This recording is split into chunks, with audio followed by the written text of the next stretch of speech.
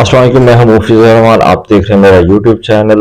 آج میرا ولاگ جو ہے یہ بہت سخت اور کڑوا ہونے والا ہے، کیونکہ اس کا عنوان ہے بے عقل اور جاہل قوم۔ ناراض مت ہوئیے گا، لیکن جب اس کو آپ پورا سنیں گے تو موازنہ کیجیے گا کہ اس کا عنوان میں نے درست رکھا کہ غلط۔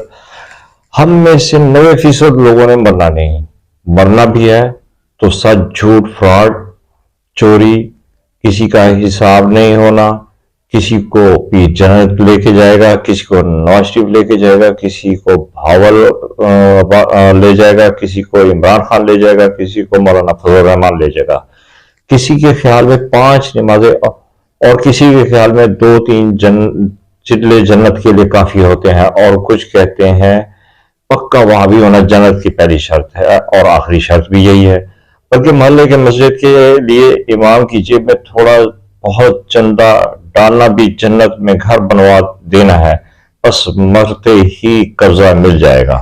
نعرے ہم حسین کے لگاتے ہیں، مگر ووٹ ہم یزید کو دیتے ہیں کہ ہمارے حلقے کے حسین نے کون سا جیتنا ہے، اس کے تو 100-200 ووٹ بھی نکل آئے بڑی بات ہے۔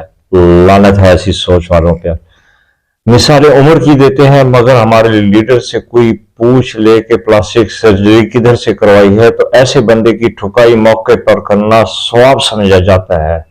چوک چوراہوں میں لڑائی چلتی ہے کہ ختم کے چاول حلال ہیں یا حرام ہیں، پر نہیں، یہاں سچا وہی ہے جس سے ہم کو کام ہے یا جو ہمیں بیوقوف بنا لے۔ بتاؤ ایسی عوام کا کیا عقل و دلائل سے کام؟ لگے رہو سرکار، لگے رہو، انتظار کرو کہ آپ کو یا تو عقل آئے گی یا تو موت آئے گی۔ میرے سننے دیکھنے والے ناظرین، آپ کو باتیں بہت بری لگی ہوں گی، لیکن اس کے لیے میں پہلے ہی آپ سے مدد کر چکا ہوں کہ آپ کو میری باتیں یہ ناگوار گزریں گی، لیکن پر یہ ہے حقیقت۔ عقل سے کام لینا سیکھیں۔